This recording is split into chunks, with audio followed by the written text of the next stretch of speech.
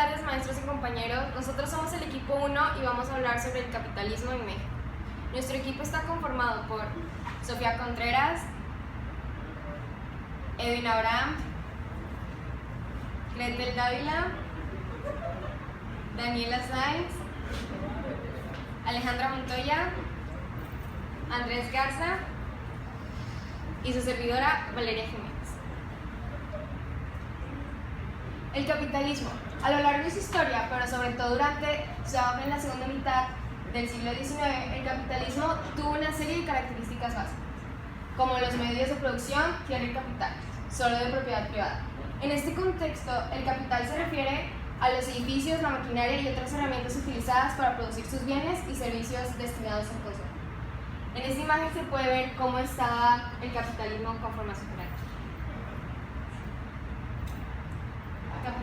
Bajo el sistema capitalismo, el control del sector privado por parte del público debe ser mínimo.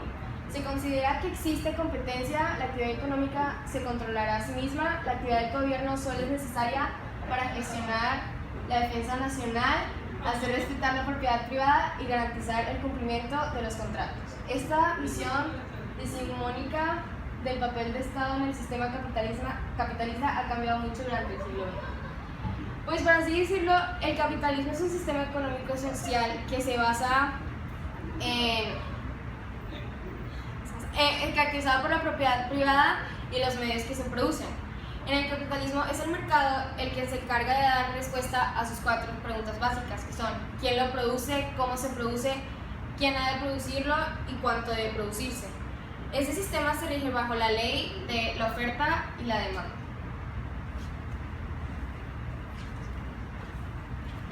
Ideología. La ideología es una disciplina filosófica que estudia las ideas y sus características, especialmente su origen. La teoría de la ideología constituye una temática, pero no es sino hacia el siglo XVIII que se instaura como disciplina filosófica. Se retoman los desarrollos de Marx y Engels, quienes lo consideran como una manera incorrecta de reflejar la realidad. Otro concepto central de esta teoría está referido a las relaciones de dominación-sometimiento. Otro factor de importancia considerado en el pensamiento marxista es la división del trabajo en físico e intelectual. Un ejemplo de lo que es de ideología podría ser como cuando se crea un producto, por ejemplo, una pluma. Para saber el precio que le vas a poner al producto, el gobierno no lo pone. En cambio, el que lo pone son las empresas y la gente que lo compra, ya que todo depende de la cantidad y del tipo del producto. Por ejemplo, si creas 10 plumas y 5 plumas, la de 10 plumas va a ser el precio mucho más bajo porque hay más cantidad. En cambio, si son menos plumas, el precio aumentaría porque es menos lo que hay. Entonces, esto es más o menos de lo que trata lo que es la ideología.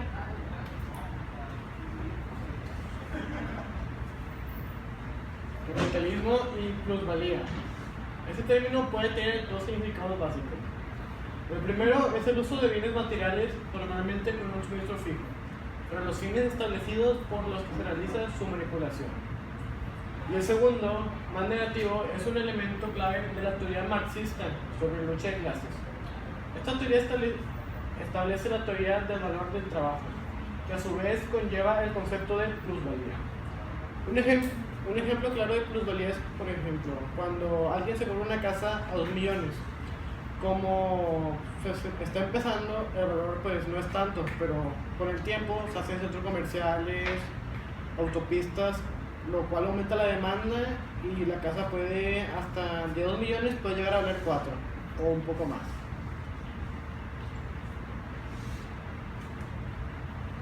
Capitalismo y plusvalía. Sostiene que el capitalista paga al trabajador el coste de su producción, pero recibe el precio del mercado del producto.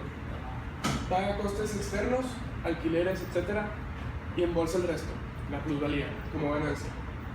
Esta idea de la plusvalía o ganancia nunca fue postulada por los economistas liberales, y en cualquier caso parece estar en desacuerdo con la doctrina clásica del intercambio de equivalentes económicos. Otro ejemplo de la plusvalía es, por ejemplo, en un proyecto de construir una casa, el ingeniero gasta 100,000 pesos en materiales y 60,000 pesos en pagarle a los albañiles que construirán la casa.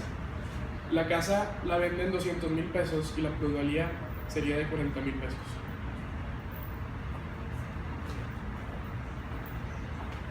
Bueno, el libre comercio del capitalismo dice que en México se conllevó el deseo de involucrarse en un proceso de modernización económica y social. Una de las preocupaciones principales que tiene el gobierno de la metrópoli era erradicar el contrabando. Erradicar el contrabando quiere decir eliminar o quitar lo que es la venta de productos ilegales. Esto también nos lleva a una consecuencia que, por ejemplo, aquí se ha dicho que la instauración de este libre comercio supuso para México un duro golpe, que fue lo de erradicar el contrabando y el mercado ilegal. Pues terminó su situación de monopolio, acabando así con su poder. A pesar de esto, logró desarrollar unos comerciantes con una nueva mentalidad más abierta a los cambios. Monopolio quiere decir, por ejemplo, cuando la empresa de Pemex, por ejemplo, que se encarga del petróleo, exporta petróleo, no nada más para México, sino también para otros países, y esto también agregó a una nueva compañía de petróleo, que también es para todos los países, y también está quitando la popularidad para Pemex. También nos dice que tuvo consecuencias tanto negativas y positivas. Las consecuencias de este comercio afectaron a los mecanismos de préstamos, modernizándose a estos préstamos, y también afectó a la red de relaciones comerciales del interior. Cuando se quitó lo que es el mercado ilegal, también fue para una consecuencia positiva, que fue esto: regresarle a la popularidad la agricultura y la minería y la pescadería. Esto también iba a traer cambios muy fuertes, porque iba a volver el comercio de una manera diferente a lo que estaba haciendo el mercado ilegal. También una consecuencia negativa fue que al momento de que se erradicaron los contrabandos, pues las familias que estaban encargadas de vender estos productos ilegales, pues perdieron ese trabajo y buscaron, entre otras actividades, por ejemplo la agricultura o la minería, que también iba a salir lo mismo. También nos dice que fue algo que el gobierno no iba a prometer, o sea, en sí quitar el mercado ilegal, porque antes se sabía en el capitalismo del siglo XVIII que pues el gobierno no cumplía con todo lo que prometía.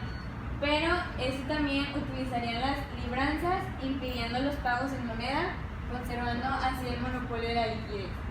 Utilización de las baratas y ventas de casas, que las volvían a grabar para conseguir aumentar su liquidez. Pues sí, aquí dice que las ventas de casas iba a traer pues otras consecuencias, y que el comercio de importación y exportación también iba a volver a su popularidad, quitando el contrabando.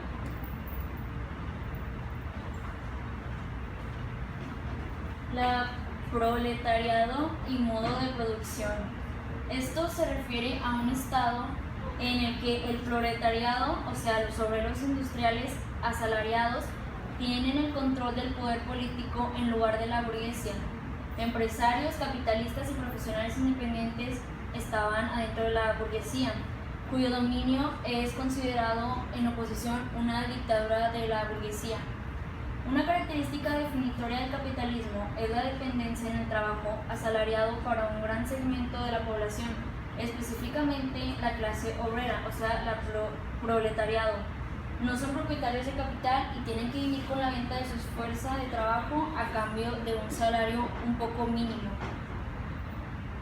El modo de producción capitalista se caracteriza por la propiedad privada de los medios de producción, la extracción de la plusvalía creada en la producción por una clase de propietarios privados, referido como la explotación, trabajo asalariado y la distribución tanto de bienes de capital y de consumo bienes en una economía principalmente basada en el mercado.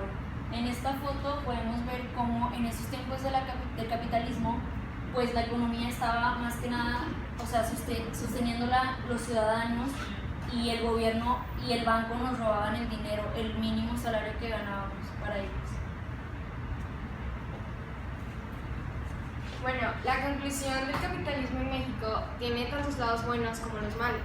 Un lado bueno es que si la economía global aumentaba o crecía y tú estabas ligado hacia ella, pues tú también, tus empresas iban a aumentar y no se iba a basar solamente en lo que decía el gobierno. Pero también, si la economía global bajaba y tú estabas con ellas, pues tú también ibas a bajar. Otro de sus lados malos era que, pues usualmente las empresas pequeñas tomaban poder, las empresas grandes tomaban poder sobre las empresas pequeñas porque ellas eran las que tenían la economía más grande y pues tenían más comercio, intercambios, y pues las otras no. Entonces, pues eso fue una de las características en que tomó el capitalismo. Bueno, muchas gracias.